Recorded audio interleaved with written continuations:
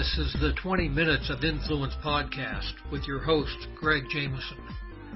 Influencer marketing is the process of identifying, researching, engaging, and supporting the people who create high-impact conversations with your customers. On each episode, I talk with industry leaders, business rock stars, and internet celebrities who contribute their knowledge about influencing others and growing your influence. Hi, this is Greg Jameson, the host of the 20 Minutes of Influence podcast. Thanks for tuning in this week. Got a little bit different type of a podcast this week. I've got a special guest. His name is Elliott Robertson. And Elliott is a author and a coach, but specifically he is someone that is termed as a happiness coach. Clearly, we all need to be happier in our lives. Certainly, we want to be happy in our business. So it's going to be interesting to see what Elliott has to share with us today. So stay tuned and join me as we talk to Elliott Robertson. This is Greg Jameson with the 20 Minutes of Influence podcast, and I am really excited today. I have a guest on my show. I have just met Elliott, but Elliott is a happiness coach, basically, I'll say, and I'm going to let him expand upon that a little bit more, but he is also an author of a book called Say Yes to Life. And, you know, I'm just going to kind of turn it over here to Elliott for a minute and let him introduce himself more so that our listeners can get the full appreciation of what it is that we're going to talk about here today, Elliott. Thank you. Yeah, I am a happiness coach, and I'm also a certified Happy for No Reason workshop leader. I was fortunate enough to be trained by, certified by Marcy Shimoff, who some people know. And also I am an author. This is my first book, Say Yes to Life, 7 Keys to Living Full Out from Within. And I think the title and subtitle basically sort of give a nice summary of what the book is about.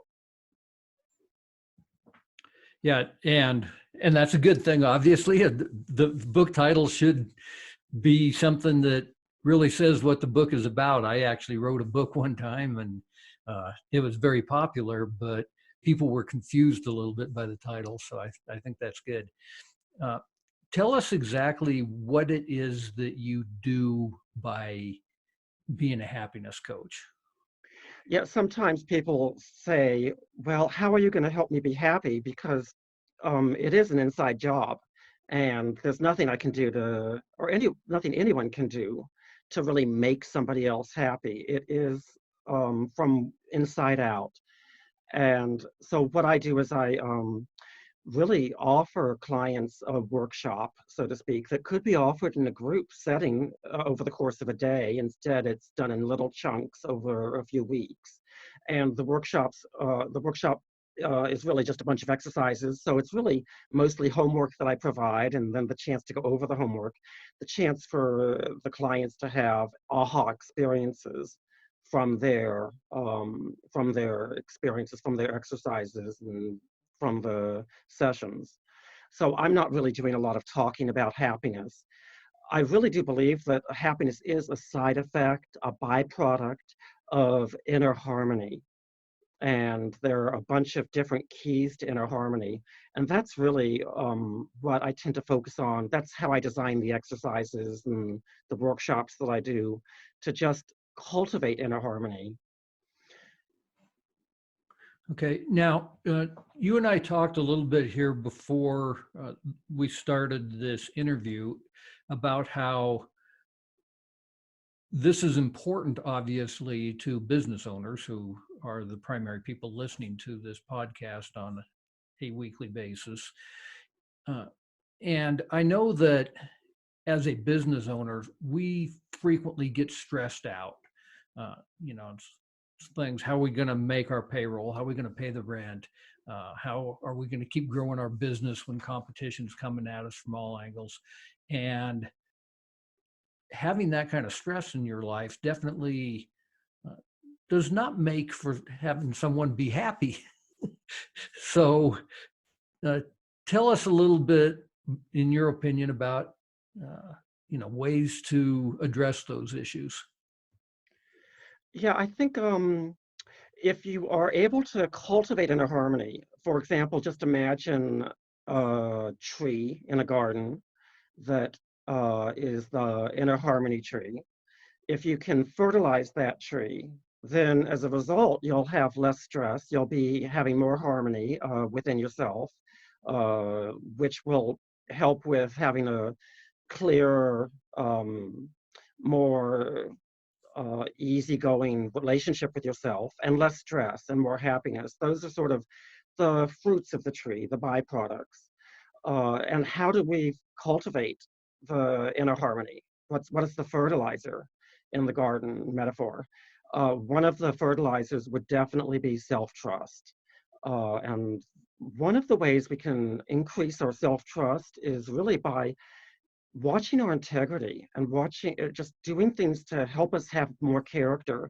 That's a word that really isn't used very much in this day and age. It's a 1950s word, but I really think we need to focus on that. That's one of the things that can really help out. I mean, if we're telling lies all the time, then we really are taking money out of the self-trust bank account, so to speak.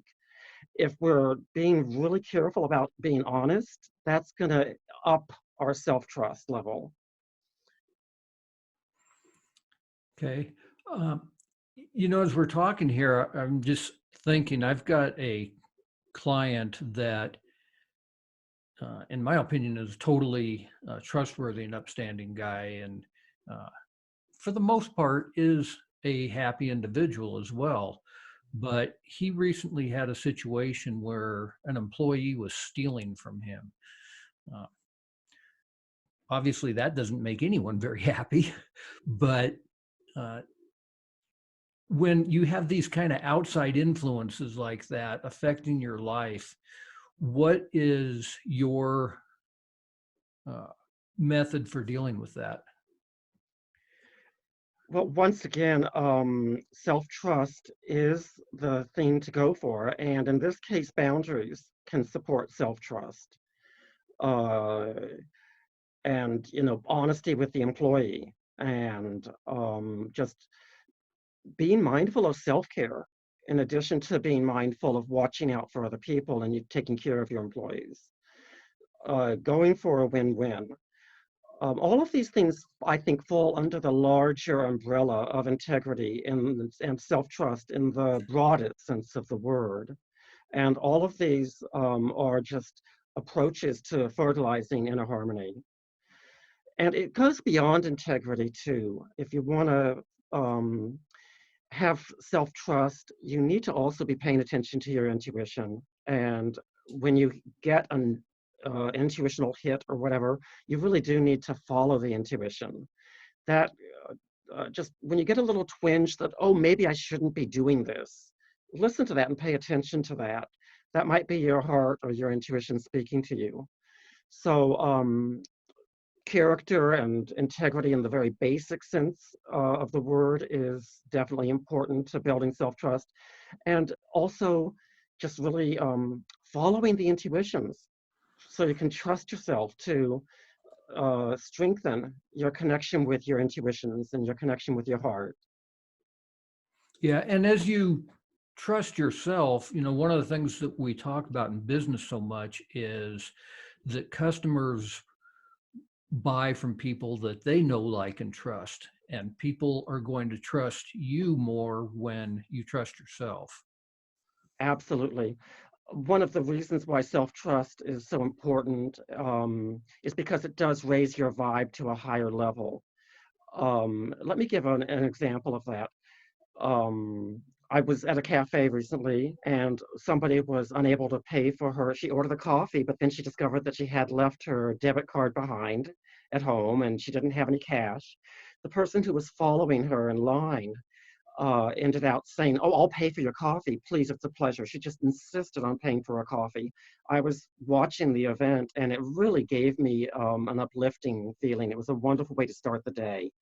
And in fact, it is scientifically proven that those who give kindness, those who receive kindness, and those who witness kindness all get a biological high or uplift from the act of kindness. So that's something that is an integrity that has a chemical effect on the body. Kindness is definitely a big help to inner harmony, part of the integrity picture. So you were saying that when you are radiating self-trust, or you said something along those lines, then other people might pick up on that vibe. And I think that's true. I think that it radiates out, and it's much more likely that other people are going to end up trusting you. Yeah, I totally agree. Now, the subtitle of your book is Seven Keys for Living Full Out from Within. And obviously, I think that anybody that is an entrepreneur needs to be living full out and believing in what it is that they are offering. Otherwise, you may as well just have a job. But can you tell us what those seven keys are? Sure, I'd be glad to go over at least a few of them. One of my favorite keys is say yes to freedom from the past. And one of the ways in which we can say yes to freedom from the past is by being willing to let go of our self-images, especially any negative beliefs we might have about ourselves, any limiting beliefs about ourselves. For example, I'm really shy, I'm really socially inept, just any label that you may have placed on yourself that might get in the way and limit you in some environments. I just think it's wonderful to start thinking about yourself in terms of, well, maybe everything I've ever thought about myself, or almost everything, is totally wrong. I think that's a very freeing idea, to just give yourself permission to totally redo the painting of your self-portrait, starting from square one. And that's a very difficult thing. St. Francis of Assisi was one of the people in the past, and there have been many people who noticed that that those are the hardest beliefs to change, the ones that are close to your identity. The other beliefs may be difficult too, but they're a little bit easier to change. Okay. What you're talking there about limiting beliefs, I want to go into that a little bit more in depth here. But before we do that, we need to take a quick break. So we'll be right back after this.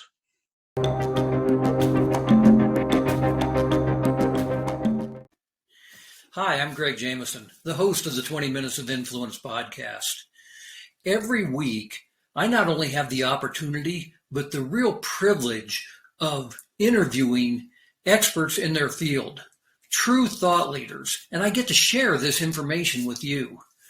The purpose of this is really to help you sell more of your products and services online, which is the core premise of my primary business, Web Stores Limited. At Web Stores, we go out and we create e-commerce websites for small businesses. Plus, we do internet marketing and digital advertising for those businesses to really help them sell more online. We have a whole number of resources and tools designed to help make this process easier for businesses, probably much like yours. I've been the author of several #1 best-selling books, including Amazon's Dirty Little Secrets and The Influencer Effect, plus a whole series of online courses if you want to learn how to do this stuff yourself. The best way to remain in contact with me, besides subscribing to this podcast, of course, is to simply go to gregjameson.com/free gift, where I have a special offer for you simply because you are a valued listener to this podcast. Thanks again, and now let's get back to today's episode.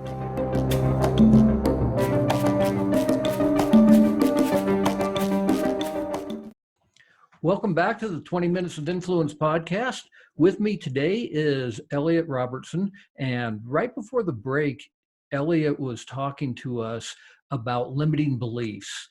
And I think that limiting beliefs is something that really affects a lot of us as entrepreneurs, because we get in the mindset that we are kind of where we are and that we can't do anymore. We're sitting here going, oh, my business is making $100,000 a year. It's making $500,000 a year. It's making $1 million a year.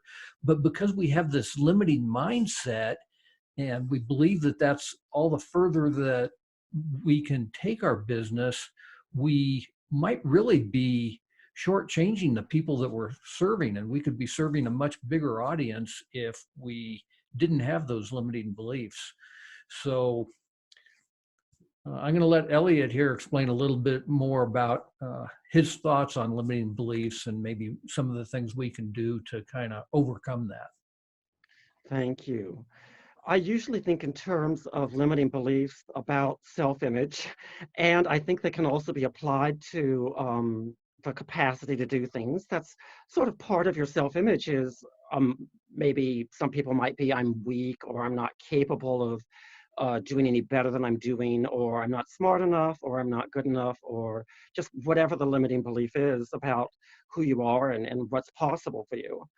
And I think that what happens in our culture and just as part of the human design is we end up just really believing the messages that we get when we're young, and we just swallow them without thinking. We imbibe them without questioning them, and they just become very deep in our being. They become unquestioned identities that we just continue to go on with throughout the years. And so it's really just a matter of piercing that bubble and becoming more expansive in your vision of who you are. One of the ways in which you can help the bubble to be pierced and help yourself to begin to question the beliefs and begin to invite new beliefs after you sort of set those beliefs aside is by taking ownership of your beliefs, taking ownership of the way you perceive the world. Instead of blaming, for example, that's one way of not taking ownership and saying life is so unfair and throwing a pity party and going into self-pity. You can, one of the key things on the journey to happiness and perhaps on the journey to a new self-image also is to just go ahead and admit that the beliefs that you have may be wrong, that you may have, they may, that you need to be the one who's responsible for your beliefs, that you have the power to choose new beliefs, that it is a choice how you perceive yourself. And you can really look at yourself through a lens that invites you to see your glory and magnificence. That would be through the heart's eyes. You can see yourself through the heart's eyes. The heart always knows your glory, magnificence, power, grandeur, that you're more competent than you ever have dreamed you were competent, that you've ever really tapped into yet. There's always room to grow. And then when you get trapped in the monkey mind and you're looking through that lens instead of through the heart's eyes, you're more apt to have those harsh judgments accompany you. You're more apt to just get stuck in the beliefs you've always had and not really go beyond those beliefs. Yeah, and I think that, it's why we see people that, for example, grow up in the welfare system and they end up being in the welfare system as well and never breaking out of it. It may be the reason why people that grow up in a ghetto stay in a ghetto situation for their entire life. And maybe even people that win the lottery. You hear all the time about, somebody that won the lottery and within 2 years they're back to where they were before they got this big influx of cash, because they simply have this mindset that kind of sets them back to where their limiting belief is. And I think that that is something that is so important, is to be able to break through that bubble, like you said. Are there any specific techniques that you have been able to share with people that have kind of gotten them through that bubble and said, okay, I'm breaking through and I'm not going to ever go back to that limiting belief again? One of the exercises that I do with beginning clients is just to I invite them to make a list of all of the beliefs they have about themselves. And then after we start with a list, maybe on my list it might be, or it used to be, it's not there anymore, the dorky me or the socially inept me, um, the shy me, the introverted me, the incompetent me, and then a bunch of other ones. And then from there, with that list as our foundation, we can do some other things that just begin to question it. Once you have an awareness, once you have that list in front of you, it's very easy to go through the list and say, well, what if that's not true? And what else might be true about me beyond just this? Yeah, I think that's really important. Now, we've kind of beat that up here for a little while, but you've actually got uh, 7 keys here in your book, and so we beat up the limiting belief here for a while. What would you say is another important key that is really important in this whole journey to happiness? The key of saying yes to your uniqueness is very powerful. And one of the ways in which you can say yes to your uniqueness is by saying yes to the unique gifts that you bring with you into the world. I really do think we all come to the world with unique gifts that we can develop and cultivate and share with the world. In my case, I do have the gift of writing. That's one of the gifts I bring to the world. For other people, it might be the gift of being an amazing mother or being a great cook or being very hospitable to guests or in all environments. The list of gifts just is endless. So celebrating those gifts and saying yes to them is just a wonderful way to reinforce the gifts, to build on them, to get the snowball rolling, get some momentum going for the gifts that you have, bringing your attention to the gifts that you can share. Yeah, I absolutely love you saying that because your uniqueness is it, and celebrating that uniqueness makes me think of how people talk on uh, about social media about how you need to be your authentic self.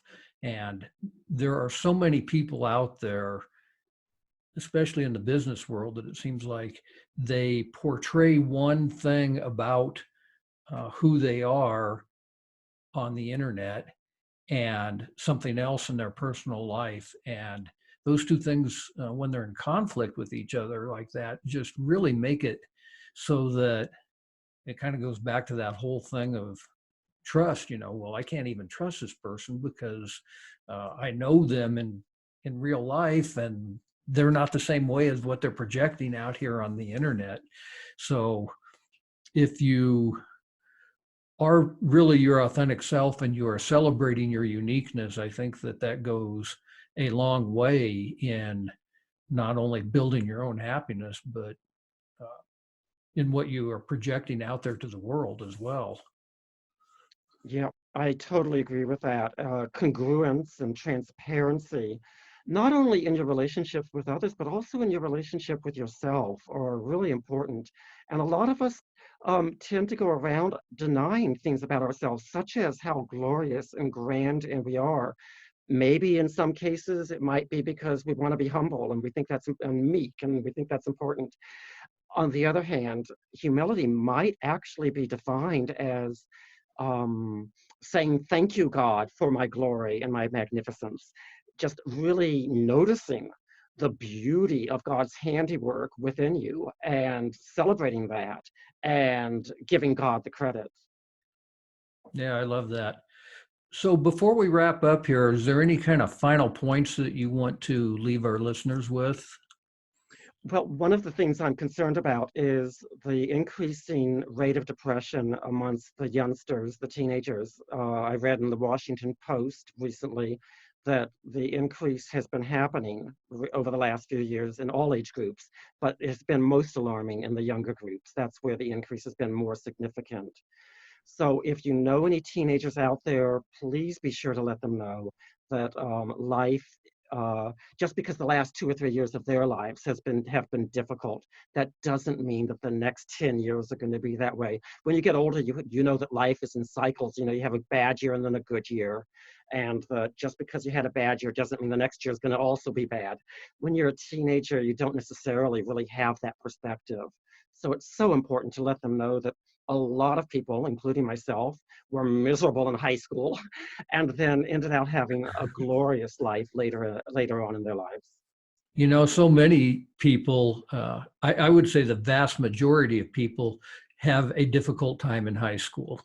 Uh, it, the, Even the people that appear to be super popular and so forth are probably struggling somewhere inside. So high school's a tough time for everyone. Yes, it is. Okay, well, I really appreciate spending the time with you here today, Elliott. Is there any place that you want to direct people to go grab your book, or Sure, anything else you'd I'd like be to glad share? to.